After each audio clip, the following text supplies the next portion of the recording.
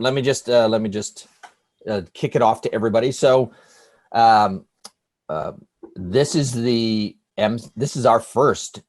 I initially called it On the Front Lines, and then I'm going to call it the MCM Tuesday Talks, because we now have guest speakers for every Tuesday in April so far. So we're going to utilize this opportunity to be able to share firsthand insights on how organizations and communicators are responding in this significant crisis. And Mike and I are on the board of trustees of the Institute for Public Relations. And last week, around this time, Michael shared with us that they were launching this study. I had seen a previous version of it before I went into the field and give him some perspective as well. And so I said, well, that would be a perfect opportunity for us to launch this value-added session for MCM students. So as I've indicated to some of you, I've known Mike since the year of 2000 was the first time I met you, August of 2000 at Syracuse University. He was a journalism grad who had transferred over to public relations, was in the consulting business, and we met in the Syracuse version of the MCM program. So I've followed his career. It's not going on to my AirPods. Look, it says connected. So if somebody can mute, I don't want to mute everybody, but if you're not muted, please mute yourself. So I've watched his career grow. He worked for Edelman for a while, did a great work for them on the West Coast. And then how long ago, Mike, did you start Orangefiery? Well, so I was in the New York office of Edelman for about 11 years, and then moved out to the West Coast 7 years ago. So that was most of my time was in Manhattan. I started Orangefiery 5 years ago, or 6 years ago. It seems like a lot longer than that. Seems like a lot longer than that, but so this is research that he did, was in the field a couple weeks ago, trying to understand how leader communications was being perceived by people who work for organizations. So Michael, over to you. You've got the floor. Great. Thanks. So yeah, I would say Terry's been generous enough to be my, even though we met in that Syracuse program, I'm probably the least accomplished person in there, in having taken very long time to finish my capstone. And this might be the elements of it that you'll see today have some role in that. But Terry's been kind enough to become my thesis advisor. So he's clearly way ahead of where my trajectory on things, although I'm a capstone shy and have benefited greatly from that program. So credit to you guys for your study. It's very valuable stuff to sort of get the vernacular of business and communications and apply it to the field. We've already covered this, but just so you have a sense of it, our firm is about consulting and communications. So we do projects that are, your typical public relations firm type projects where we're doing the messaging or the narrative for an organization, but we also help with things like organization design. We have Diana, who's on the phone, my colleague who led a lot of this research, is leading an innovation project for one of our clients right now. So we just finished a very big strategic planning project for a client. So we tend to do things that are on the consulting side and also on the communications side. And in it, we're very focused on leaders and brands. So what was happening with COVID-19 seemed like it was really important from the perspective of what leaders are going through. We sort of looked at this and said, I'm quoting myself here, but if you're a leader, you're both experiencing the thing that everyone else is experiencing, and you're trying to guide employees through this. And that seems like a singular challenge from our perspective. How leaders handle these things is often very critical. How brands handle these things is often very critical. And so we really wanted to understand this better, and did some research about that we'll walk you through. Here's one response to, we had a couple of open-ended questions at the end of our survey that were quite valuable, I think, in helping us understand what was happening in the world. And, this summarizes neatly what I think a lot of us would inherently know, that a lot of people are freaking out and maybe just need someone or something to reach out to help keep them at ease. And they are turning to their employers for that. So we wanted to understand how that was working out for people, what their needs might be for the future, what their assessment of the current state of leadership communications, organizational communications truly was. So for today, we'll walk through the research findings with you, and we'll talk. We'd love to get a little dialogue. So we've tried to abbreviate this from the version that you'll download that Terry will post a link to later, and welcome questions after the fact. You'll find our contact info as well. But a little bit of discussion about what this seems to mean to you guys would be hugely valuable for us if possible. So we'd love to get that, for ourselves as we're still sifting through the data. As I mentioned earlier, I think when the coronavirus story hit us, to take a step back, we're about 90% healthcare communications. I used to be the global client relationship manager for Edelman's Pfizer relationship, which was their biggest client back in like 2008, 2009, when I was in that role. And so a lot of what we do traditionally is in healthcare. It's helping healthcare companies, pharmaceutical companies, others, tell their story, capture their scientific narrative, but also tell it in a way that's accessible to patients, accessible to payers, accessible to policymakers and providers, and try to focus everybody on making changes to their practices, their behaviors, or maybe educating them in a way that will help them take advantage of, innovation in the marketplace. Sometimes that might be a new pharmaceutical treatment, but it also might be other things. So when we looked at what was happening, there's a lot of confusion. This is reasonably complex material to understand what 2 to 14-day incubation period is. That sort of thing. I'm sorry, somebody. Sylvie, please mute yourself. I'm so sorry. Ilda, please mute yourself.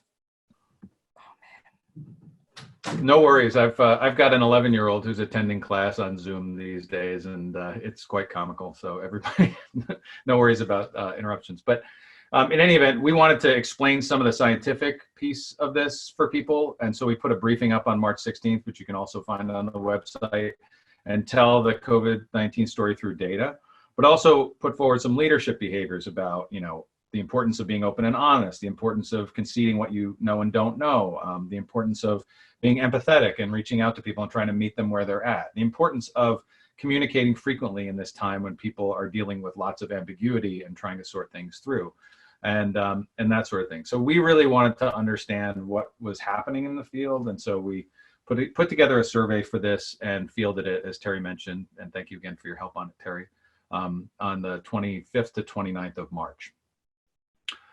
And the goals of that were to understand how it was impacting organizations. Our only screener for this was that you were employed. So everyone who answered our survey was employed. We asked them what their roles were. So you'll see us later talk about leaders versus employees in terms of their viewpoint. We asked them what their role was so that we could make those distinctions. So everybody in the leader category is a manager and above. We had about 127 respondents who fit in that core category and 327 who fit in the employee category. So that was useful for us to be able to see what are the differences between those two groups. And then, what are the expectations for the future for communications, and how could we potentially give some guidance as to what people need going forward as this thing continues on into sort of a not necessarily clear endpoint. I think I've mentioned, but this was an online survey, March 25th to 29th. We had 454 respondents overall, which gives us a confidence level of 95% and a 4.6% margin of error. So please keep that in mind when you're looking at the numbers. And we did ask a couple of open-ended questions, as I mentioned, to give us a flavor for what people were experiencing, and then did some content analysis to determine, what that meant. So I'm going to turn it over to Diana, I think, for just a little overview of what we learned.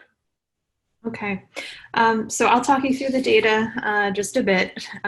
If you want to look at it in more detail, definitely recommend taking a look at the slides to see the actual questions that we asked. Here's just one kind of indicative quote of how people are feeling.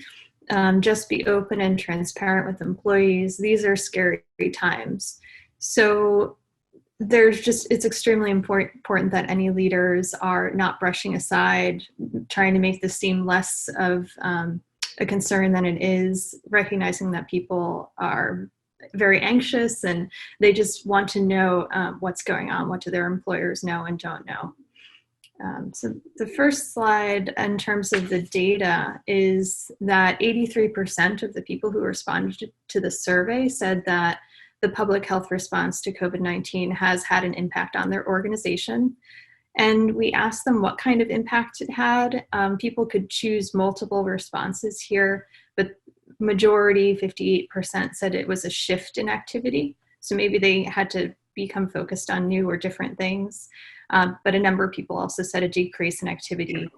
And a number of people also just noted to us in other option that many of them shifted to working from home. So, for the most part, we are finding that the organizations are doing okay in general with communicating about COVID-19. 85% said their organizations are using the right channels to reach them. 83% said they're actually keeping their promises. If your leader says we're going to let you know about X, tomorrow, they're actually following through in those things. And 79% said the communications have been frequent enough, which is good. About 43% said that it's actually more frequent than usual. We asked what kinds of information is being communicated at this time, and here are the top results for that. So first was recommendations for just preventing the spread of the disease, the impact of COVID-19 on the organization, how the public health orders are impacting the organization in terms of their operations, policies around travel, and that sort of thing. And then office cleanings to prevent the spread of COVID-19, which is good because we know that a lot of people are concerned about their safety first and foremost. So in overall, 82% said the communications have been focusing on the right things.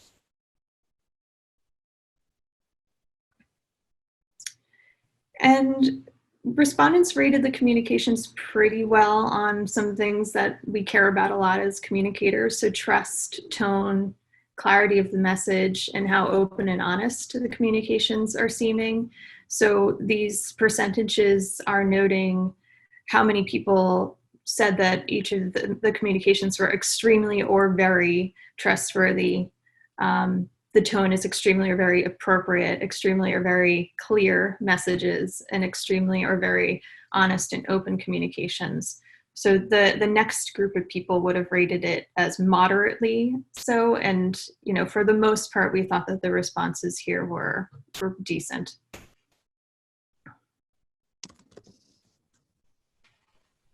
So when we started to get a little bit more concerned in terms of what we were seeing from the survey results was, how many people thought that they were satisfied with the communications that they're receiving.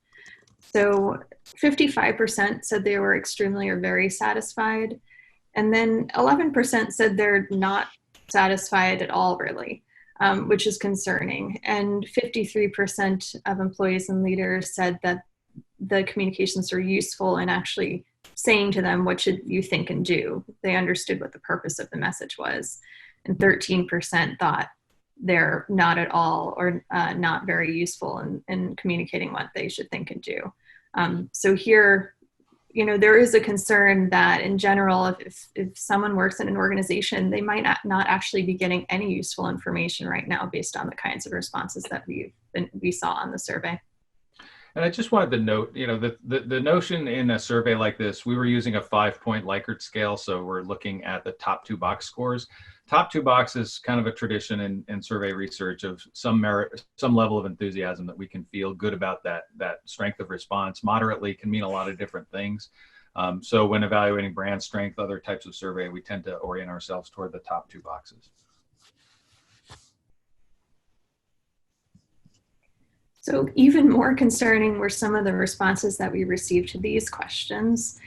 38% said communications have always been factually accurate. And this, again, the question was asked on a scale, which means that other options were that they were most of the time they were factually accurate, or sometimes, rarely, or never.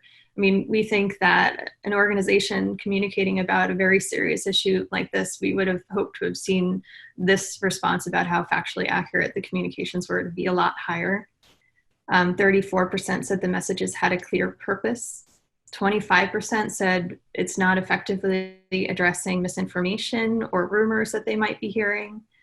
And 23% said that the messages are not helping them at alleviating anxiety or concerns.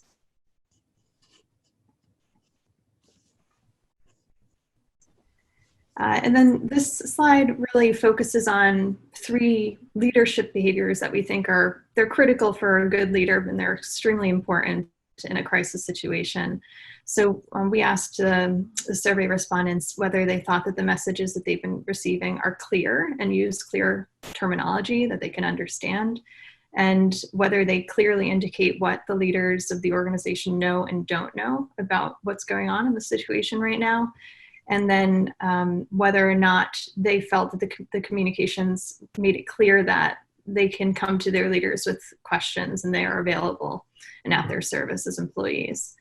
So it was less than a quarter of respondents, rated their communications that they've been receiving as good on these 3 important leadership behaviors.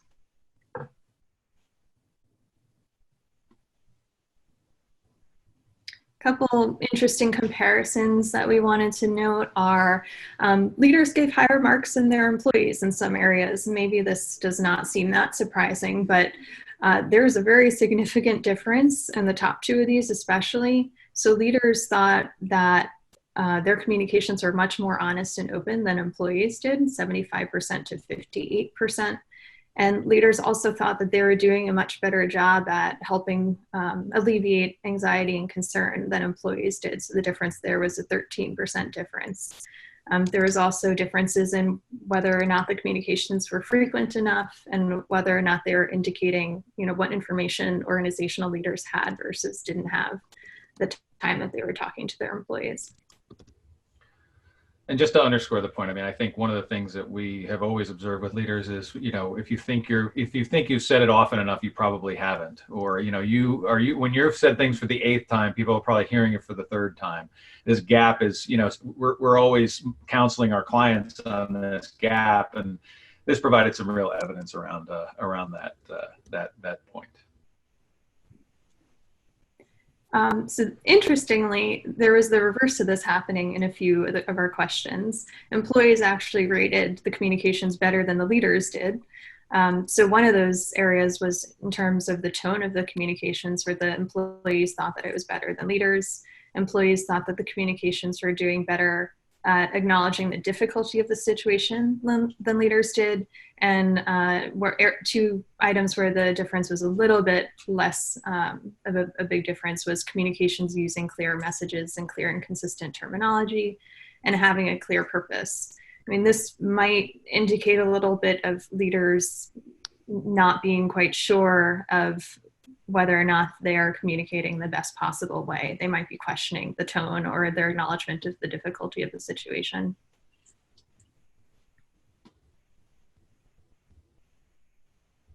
And these are 2 areas that we see from the responses are very important to people, understanding what benefits they have available to them.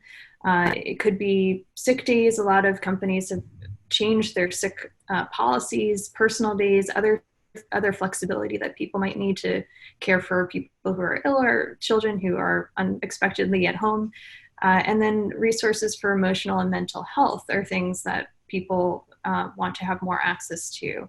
But in this case, 31% of organizations communicated about the benefits and sick days, personal days, and that sort of thing. And only 24% are communicating about resources for emotional and mental health.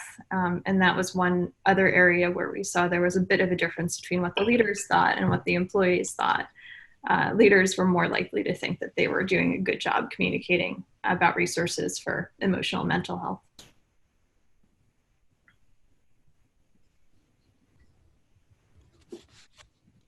So here's just another quote from the research: "Don't just acknowledge the situation. Do something about it if you care about the well-being of employees. Provide benefits when times are tough for employees, as we are there ready to work hard every day. It's a 2-way street." And I think a lot of the things that are kind of bubbling up into the news coverage that we're seeing about organizations that may or may not be taking the right approach to this thing might relate, or some of them do relate, to the fact that employees feel that they're not being properly recognized or compensated for risks that they're taking to continue to work hard and really be there for their employers.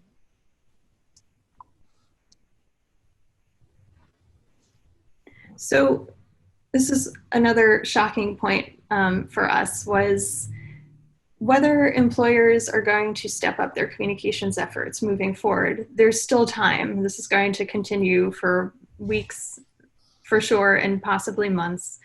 Only 54% of employees thought that their organization was extremely or very committed to satisfying their employee communication needs. Again, a gap between the employee perception and the leader perception for this one. And 43% of employees believe their organization is extremely or very interested in hearing employee feedback during this pandemic, which there was an even larger gap between the employee perception and the leader perception here. And to many of the points that we've made based on what we heard from the survey, it's clear that being able to interact on a regular basis with your employees and see what their needs are is going to be very important to having very effective communications moving forward. And I'd underscore that point about, a desire for two-way communications. We know that's something, I'm sure you guys have studied that employees are looking for. One of the things that we try to have as a principle as a company is trying to counsel leaders on alignment. And these gaps are pretty significant. They're probably in many ways embedded pretty deeply, but this crisis has brought some of them to some clarity around whether, particularly that part about whether people think their organizations are open to their feedback. So we asked respondents what they're looking for more of in the future. And we got, some pretty good, clear direction, I would say. We've mentioned, so the clarity piece around what people know and don't know, transparency rather, on that front. We know that's a hard thing for leaders to muster. Leaders are in a position where they often feel like their job is to sound like they know everything. And that certainly is being challenged by this situation. But there's a strong desire from people to see more about what people know and don't know. We've already talked about the importance of addressing emotional and mental health and the stress and anxiety of the situations that people are under. So more information about resources on those fronts is strongly desired.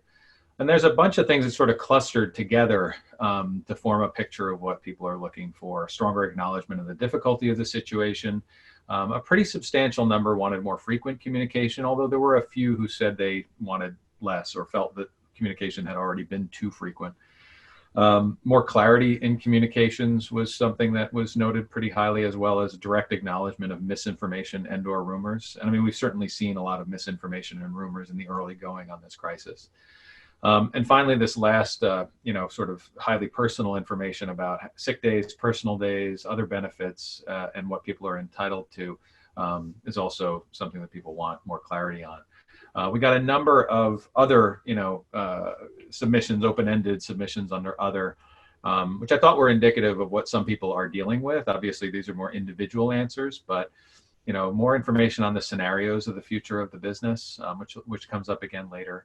How the business is going to be impacted, a commitment to addressing issues as quickly as possible, less blame. And then not surprisingly, this whole notion of what's an essential business is somewhat ambiguous. We've seen it in the Bay Area work out on several waves of communications from our public health officials. And so more clarity on that and more, kind of policing, if you will, on the non-essential side, in terms of those who violate those orders. Mike, just a question that came up from Christine. Can you give us an idea of how frequent the communications have been from the organizations to date, so we can quantify what would count as more? Well, I mean, we couldn't do that. It didn't ask how many times, and it would be hard since this was a broad survey, I think, to quantify that. That's sort of a great question for the organizations themselves. Our sense is that, a couple of 3 times a week is probably the cadence that people were reporting. Diana, do we have anything more coming back to us specifically on that? Yeah, I just know from a few of the responses that one person indicated it's every day they were actually receiving an update. I don't think you can get much more frequent than that. But yeah, I think probably a few times a week is what people are receiving at the moment. And I've seen anecdotally some people are frozen and don't know what to communicate to their teams, perhaps in a small organization context. And so, since that varies so widely, we chose to focus on whether, from the respondents' perspective, they viewed it as frequent enough. Does that answer your question? Yep. So wanted to take a moment to work through some of the open-ended responses, because I think there's a real flavor for the experience that people are having here. And I'll do this selectively. I won't read every quote on the slides, but a couple of indicative ones. Here's a sense of the pent-up energy around that very question of what is more frequent or what is the right frequency. Someone told us when we asked, what's the most important thing you'd like to share with leaders regarding how they communicate with employees during the pandemic? They said, we need more regular updates. Our lives are hanging in the balance, and we should not be left feeling like we have no idea what's going on. You can certainly see this in media coverage. I don't think that person's exaggerating. I mean, there's so many people in the US economy who are on the margins from an economic perspective that they will feel like their lives are hanging in the balance. It's part of what interested us to do this research. And so I think that deserves real attention from leaders is what's at stake here. We had asked 2 of these open-ended questions. So the first one, that was an answer to the second one, right? The first one was, is there anything else you'd like to see done differently in terms of how your organization's communicating? And this followed the one that, was the last slide that I walked you through. But the open-ended responses sort of grouped themselves in a couple of different areas. One was the scenarios on the impact of this on the organization and what the organization's doing in the future. So, what's the clear plan in the event of a shutdown, or more transparencies of what scenarios for the future might look like. People want to know the impact on my role and my work. More of a plan, less confusion for employees is one quote. The impact on my job security. I wish there was more communication about if I still have a job. So pair that with not frequent enough communication or not direct and meaningful communication, and you get a picture that an organization is falling behind. And lots of interest in information about benefits and other resources. I just call attention because we focus a lot as an organization on empathy. And so more empathy and employee programs to help with hardships was one of the quotes there, directly from a respondent. People want strong leadership from the top. This is a continuation of the open-ended question responses. Consistency of communication across all levels of the organization. I'm sure you guys are familiar with communications cascades. We happen to be kind of anti-cascade in many respects, although we do know people get the most trusted information from their managers. But this quote here, they filter things through a hierarchy of managers instead of being open with all employees. Different departments get different spins on information because of this. Our view is that people want to hear from their top leaders with some frequency, particularly moments like this. So driving that consistency is really important. And then frequent communications and opportunities to connect with leaders, even if that's virtually now. So more frequent in-person flow from my quote unquote leaders was an indicative response in that area. And then again, looking at how people, what they think is important, the most important thing. Keep calm as everyone is struggling. We need to do what we can, and some sacrifices will be made. So a sense that in this moment, everybody sort of understands that there are big stakes, but they still want to know what it means to them. We rank ordered the responses to question 21 in terms of the frequency. So we had I think we had about 230 some odd responses to this. Is that right, Diana? Mm-hmm. And she went through and coded them and sort of came up with a schema here. This is the first of 2 slides on the same subject, but the number one thing people were talking about in these open-ended responses was the desire for their leaders to be open and transparent. So be upfront, let them know the bottom line and what to expect, give encouragement, but not false hope. People wanted a sense of calm and a leadership by example, which we often talk about. The employees relax when you do is an indicative reminder from an open-ended response. Help employees stay safe and healthy. It's not to be lost on people that this is actually a personal threat. And so people want to make sure that the organizations are prioritizing their health and safety. Be factual, check in and care. Showing care to people in a moment like this, it sort of feels like a pretty personal move. We strongly recommend it. Don't brush aside people's anxieties. Again, that's sort of a theme that's running through this whole endeavor. And then just be clear and direct. Make sure that they're concise. Don't be cryptic, so that people can understand. They're dealing with so many things right now. They want the communications to actually address what they are looking for. Again, this notion of communicating more came up often. Please over communicate. Be positive and remain optimistic. Address concerns about job security.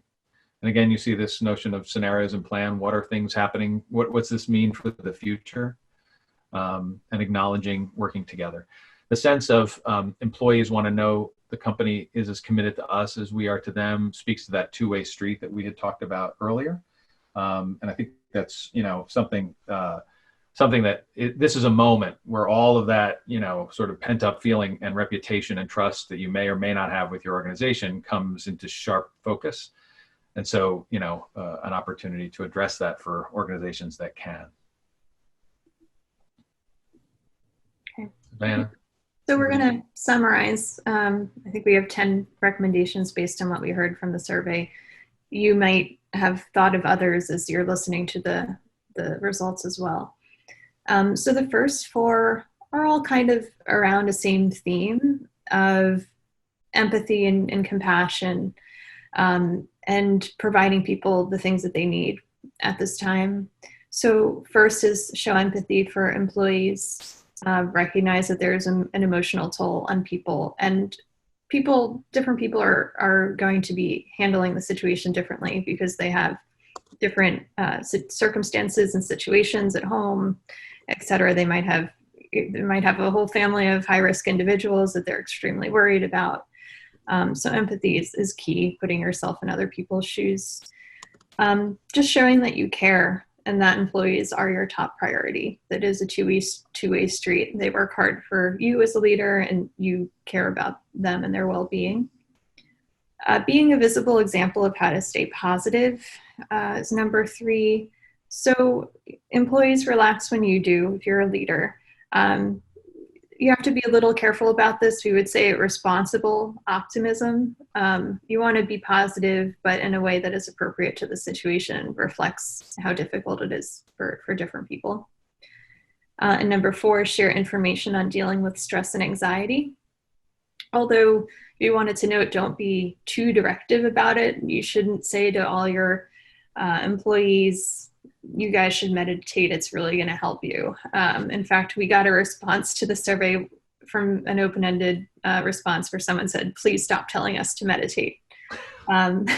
So it's important to share resources, but you can let people read the resources and come up with what works best for them in their own situations. So 5 and 6 are about the type of communicating that you're doing. So be specific, clear, factual, transparent. Don't be worried about saying that you might not know something at a certain time. You should be willing to say that. I mean, that is part of communicating in a crisis. You can acknowledge the information you have and the information that you're seeking, and provide regular updates as you get new information. That's what employees are looking for. And provide specific information about measures the organization is taking to protect employee health. So this is one of their top priorities. And address employees' needs on safety measures, benefits, sick pay, compensatory time that we talked about before. And I just want to underscore that notion of telling people what you don't know. This is particularly true in a crisis where the crisis is external to the organization. But, in this situation, leaders are so accustomed to having all the answers that they tend to, say things that aren't necessarily true. And this is science. This is 3.5-month-old science. It's going to change. We're seeing new things about the course of the disease, how it works within the body, it's how it's contagious and things like that. So, keeping things open-ended about what you know in a situation like this is perfectly acceptable, especially if you can frame it in those terms that we're trying to be evidence-based, we're trying to pay attention to the science and what public health officials are saying. Yeah.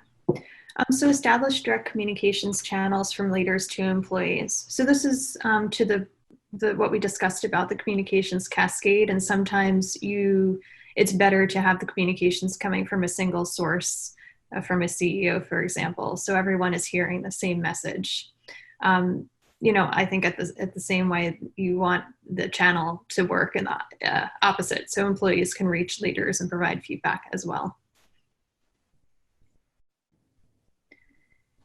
Address open questions about the long-term impact on the organization.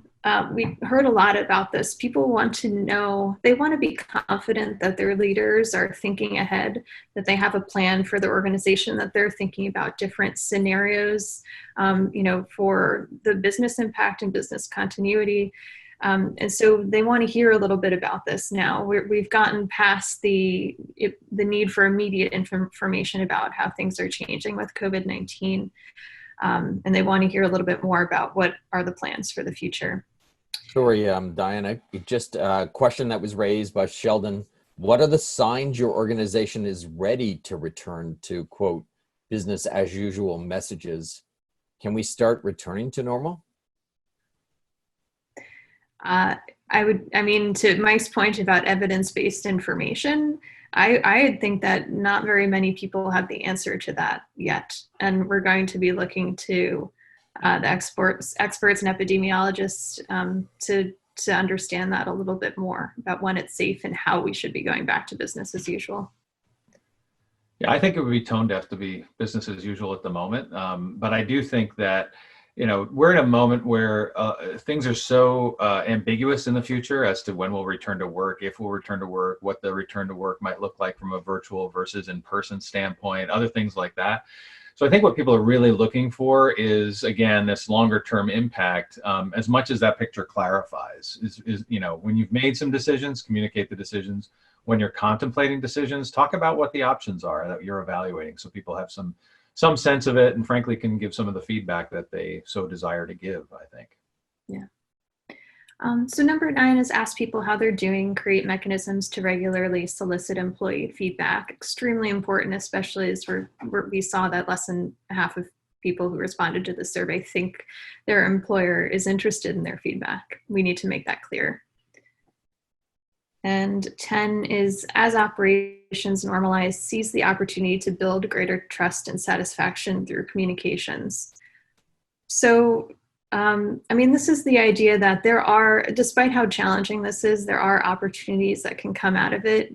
You can really improve upon your communications now and continue to carry the best practices through into the future. Mike, do you want to add anything on this point?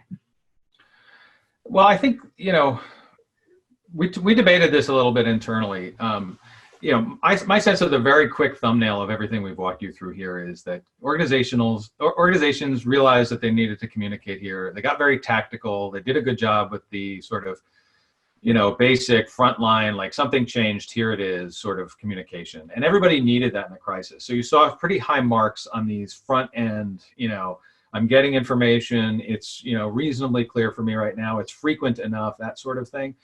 But we can see that the relationships, the strength of relationship between leaders and employees in general is not where we would ideally want it to be. If I were sitting and this was my organization's dashboard, I'd be concerned.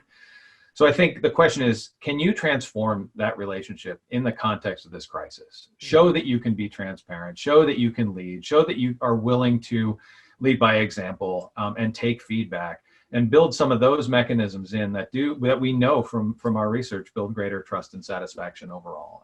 I think you have to ask yourself that question. Some organizations are not going to be there, and we get that because they might be 12 people and it just might be too much of a strain.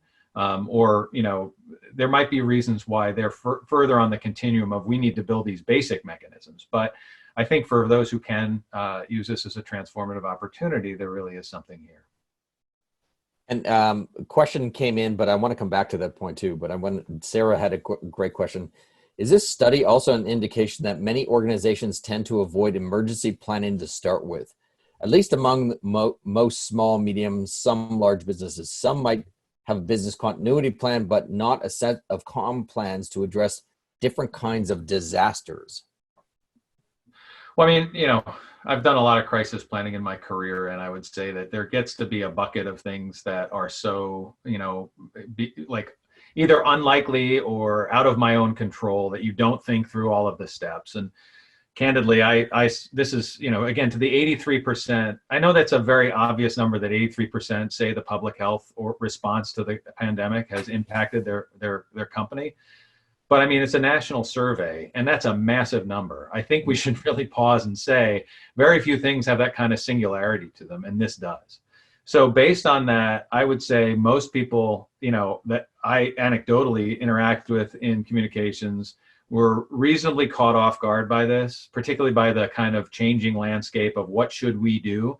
We're getting all kinds of different guidance in the US. You probably, I mean, at this point, I know I've watched Terry's Facebook responses and Twitter responses. It's borderline entertaining if it weren't so darn serious. So, you know, everybody's existing in this context where they don't have control over the situation, and they're not even getting, you know, clear direction from the people that they should be getting direction from. So I would say that has exposed this sort of lack of continuity planning. On the flip side, though, I would say this part of what we're talking about here is what I talk about as a performance-based communications model. I mean, you should prepare so that you can perform. And, you know, the performance piece here is a candid look at, well, what do we know? What do we not know? What does this public health order mean to our operations? We're in 50 states. It's going to mean different things. We got to get on this and we got to organize. And there's no way you can plan all of that in advance. It's simply impossible. You need the sort of operating mechanisms and the performance system to help that happen, rather than the thing that's on the shelf that we can pull down that gives us the guide, if you will. That's at least my view. Yeah, I think you've hit on a very interesting perspective. I think most textbooks would talk about, you know, preparedness from a perspective of different ranges of scenarios that come in, from voluntary, involuntary, you know, criminal behavior, everything. But this one is beyond everybody's conception. I mean, none of us, at least I think on this Zoom chat, were alive in 1918. Right. To really understand what it means. Even when I talk to people who were alive during the war, Second World War, you know, it didn't seem the same thing. And maybe it's because of over amplification of communication. We now look more on a global perspective than they would have done in their small villages where they were impacted. But how do you think this is an opportunity? I mean, the great thing I like about this is we now begin to have evidence. Right, we're gathering evidence. We're building up a storage of understandings, benchmarks at this time. David Dozier, in the original Excellence study, talked about this demand delivery loop perspective. And I think this is a pure test for communicators, that this is the time that organizations need effective communication strategy and tactics. Those organizations that have great communications, they'll be able to deliver it. Those that don't will suffer for it. But do you think this might be an opportunity where communications has the ability to really showcase that value without any question any further?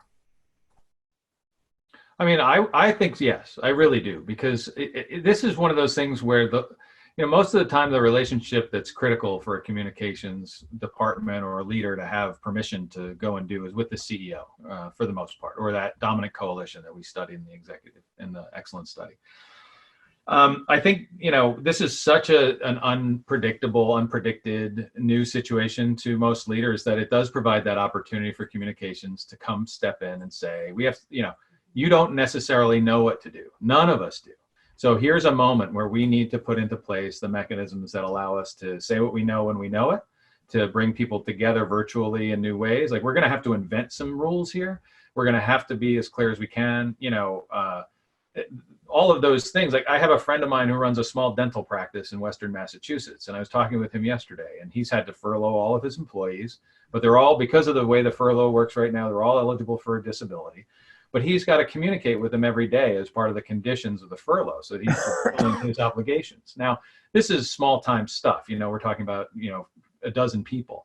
But at the same time, like, that's the measure of care that people need to take. And I think communications can really look to itself as a partner in this moment to leaders to try to, create those channels and use some of this higher order communication stuff that we know delivers great value to organizations. A question that comes up, but how do you respond to the CEO that says, but aren't we setting expectations too high? We won't be able to deliver that kind of communications after this crisis is over. Well, I mean, I would love to engage in the why or not of that dialogue. Look, I think you have to be able to talk to the CEO about whether that's a reasonable assumption or not, what their commitment to doing this is. But I don't think, the fragility of the employee, emotional, mental health, loyalty to organizations, all these things that we talk about, when you start getting into lots of different things that CEOs talk about as being important, this is a moment to say, do you mean it? Because if they do, this is a foundational element for all of that. Great. We had a couple other slides that I don't know, I'm going to breeze through quickly, but happy to come back to if there's comments or chat. One of the things that we felt was important, this is pulled out of our Briefing for Leaders document that we put out in the middle of March or March 20th, I think it was just a sense of, trying to guide leaders, like communicate broadly, but also segment your audiences. Think about how you can reach them best. Think about the ways that, we were talking about global audiences. There may be, and even beyond the employee stakeholder, like the stakeholders in your community, there are new ways to reach them. Think through the segmentation of them. Think through how you can reach them effectively and what they're going to need from you from an information standpoint, and execute accordingly. And then finally, we also talked about these leadership behaviors and leadership practices, which you can find on our website in a little bit more detail. These are some guidance on the left on the behavior front. We sort of think that we could talk about communication, but we really want to talk about leadership behaviors and practices because they inform communication. That's really how they manifest.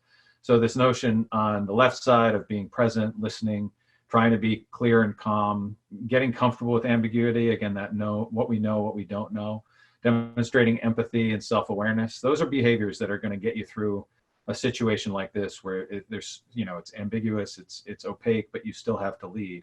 And then there are things you have to do. So on the practice side, use appropriate channels, as I just referenced on the last slide, but also find routines that can be familiar to people and create some sense of normalcy in the chaotic situation that we're in. Share information early and frequently, not to the point of saying something that you will have to walk back, but when you know something, try to figure out the ways to get it out there. And then make an effort to combat misinformation, because when misinformation comes forward on a health front and personal health and safety are top priority concerns of your employees or other stakeholders, you really have to take that seriously. We know you're passionate about misinformation, Terry, so had to get that up there. Thank you. What can Diana and Mike, can you point to an example of an organization that you think is doing it right? What do you got, Diana? Well, my brother told me a story, and a friend of mine had shared something from her CEO. It was a consulting company, and he was sending out regular, lengthy written messages, but they actually were successful in hitting on all the points that we saw in our survey are important. Beginning with how it's impacting the business, how they've taken a look at their financial situation, ending with, your jobs are safe, here are resources for you for emotional health. It included everything. I heard now from a university system actually that the deans were communicating on a daily basis with everybody, and that was actually very good, and by video chat. Mm-hmm. But it's really, what is the right frequency and the right type of communication? The exact content is going to depend on the specific environment and how you typically work together. So just on that, Kim Garraway has asked a question. Did your survey ask about preferred channels for leadership communications at all? I'm wondering specifically about video and or interactive online sessions with leaders. Yeah, we didn't ask specifically about that, but we did get feedback about the range of communications that people were using. Email was frequently cited, and I think that there's a widespread sense that Zoom stock has gone through the roof and is being used quite a bit. Witness our current situation. Mm-hmm. So, my sense is that there's a variety of channels that's appropriate to the audiences. It's kind of hard to manage some of the larger scale interactive pieces. We would recommend smaller group settings and things of that nature, but at the same time, I think there is a need to see leaders, and so that notion of the video chat that reassures people both, through words, but also through the picture that they're receiving, that things all is well or reasonably well in the circumstances. Those are recommended. Well, neuro research would tell us that if we're trying to hit on caring and empathy, then people actually have to see the person. Yeah, exactly. Right. So that might be evidence that we could utilize to say why we would want to use these kind of really low-hanging fruit video options that are available today. And the ease of being able to mount them, as opposed to doing town halls where you had to have the video crews in now. People's expectations that, I'm comfortable with looking like I've just, came back from a walk. All right. I'm not looking like I've just gone through, had to go home. And I'm reminded of Linda Rutherford told us of when they had their crisis a couple summers ago, where the passenger was sucked out the window and they had their CEO and he was dressed casually. He had to drive home to get a suit, right? So that wouldn't be the same sense today. We're at home, and that level of casual is probably the de facto way of you presenting yourself. Yeah, well, I would add a little. I'm going to just be a little confessional here in terms of a personal anecdote. But when this happened, I'm the only person in my parish community of my Catholic church that has an iPad with a cellular connection.